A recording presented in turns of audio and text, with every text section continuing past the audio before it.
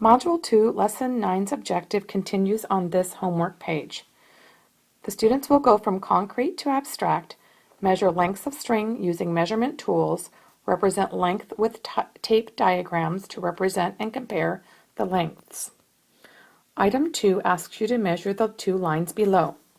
This is simple to do using a centimeter ruler.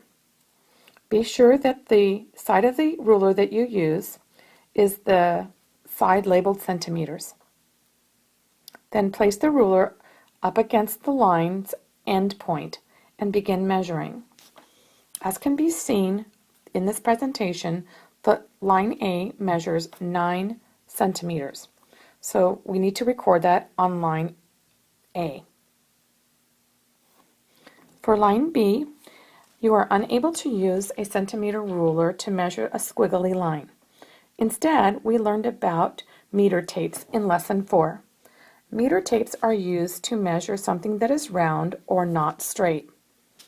If you do not have a meter tape, I would suggest that you take a piece of string and curve it along the line that's on your paper and then cut it off. After you have made a squiggly line with your string, then straighten out the string and measure the string using a centimeter ruler. If you don't have a string, then you can use your shoelace. After you find out the length of line B, using either of those techniques, write it on line B. Problem number 2C says, together lines A and B measure blank centimeters. When you see the word together, that means they want you to join it. So we'll put line A's number here and line B's number here. Because they want you to put it together, that means we're going to add them together. We already know that line A is 9 centimeters, so we'll put a 9 on that line. And then whatever you found out that line B is, put that number there, and then add the two numbers together to get the answer. That answer will be written on this line. 2D says, line A is blank centimeters shorter or longer than line B. I don't know if line A is shorter or longer because I've not measured line B, but you have. So at this time, circle either the word shorter or longer. Is line A shorter or is line A longer? Circle one of those words now. Then what you'll do is write the answer, figure out the answer by writing a line here. The number of centimeters for the longer line will go here. The shorter line will go here. Because you're comparing the length of two lines, you're finding the difference, and the difference is the answer to a subtraction problem. Whatever the answer to this problem is, will go on line D. For problem number 3, Kim is decorating a table for a party. Measure the ribbons she is using to decorate.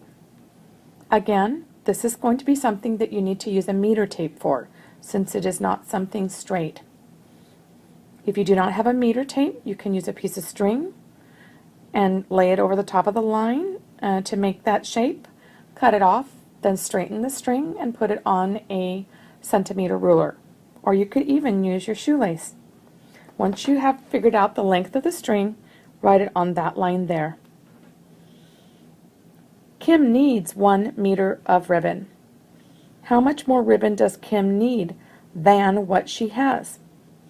Well, we learned that 1 meter is the same thing as 100 centimeters.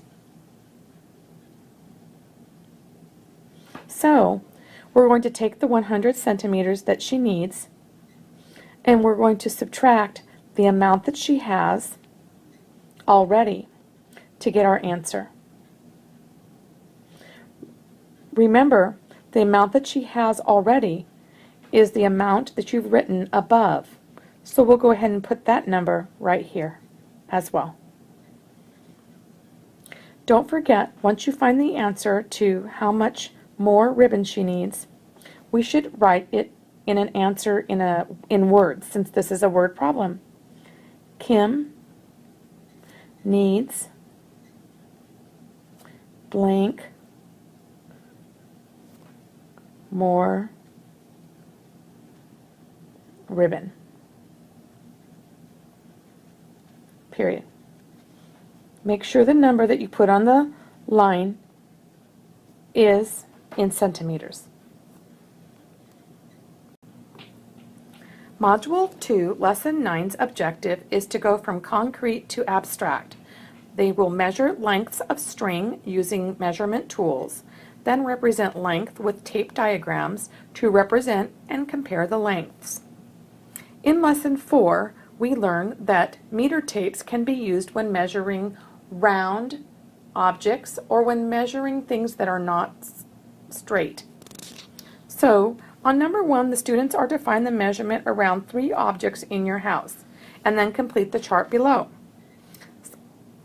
If I was going to be trying to find something that was easy to find in my house that was round, I might find a ball. So I'm going to write a ball here. I might also find an orange.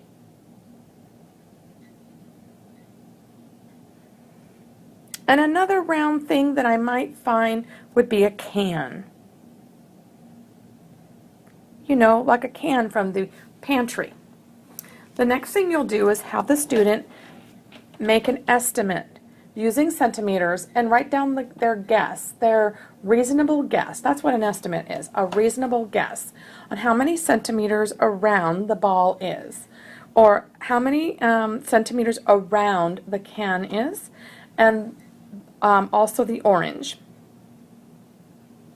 Then after they make their estimate, not before, after, have the students take their meter tape and measure around the ball.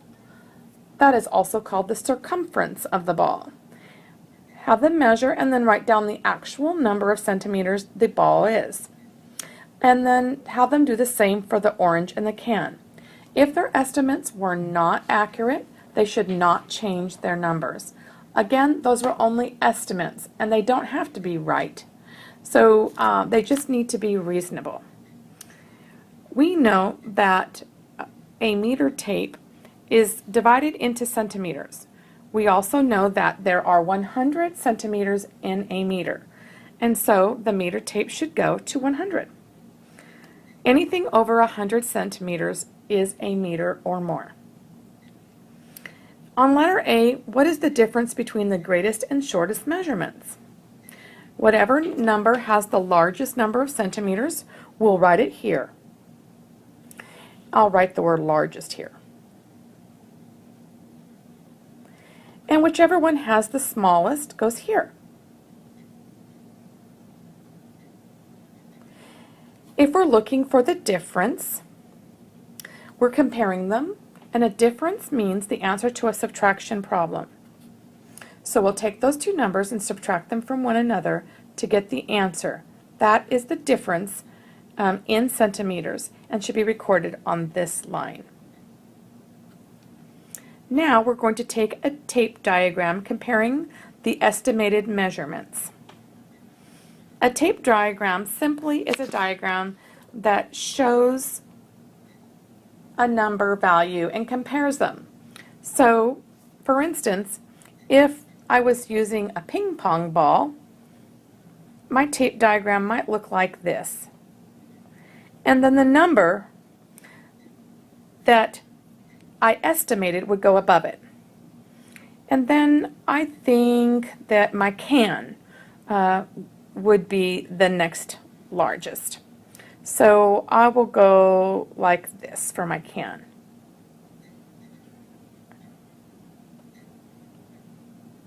And then put the number above it or even inside of the rectangle.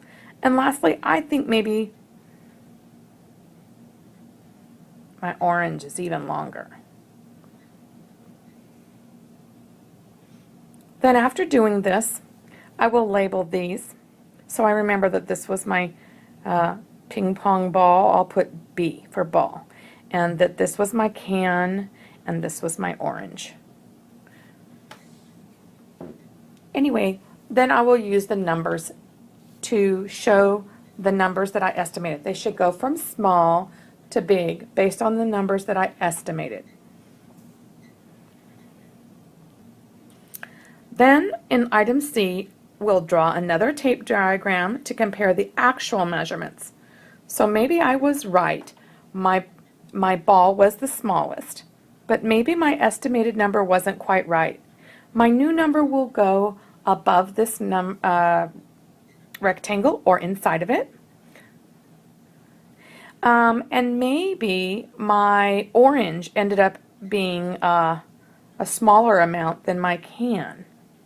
I will put that there with the new number, the correct number, and that my can ended up being a larger amount. Maybe it was one of those super big cans. And so now I'll draw my new tape diagram, but this time using the accurate actual measurements in centimeters. Again, don't forget to label your rectangles so that your teacher knows which line represents which item you measured. Now you don't have to use a ball, an orange, and a can. You can use any round objects that you find in your home. Have fun measuring!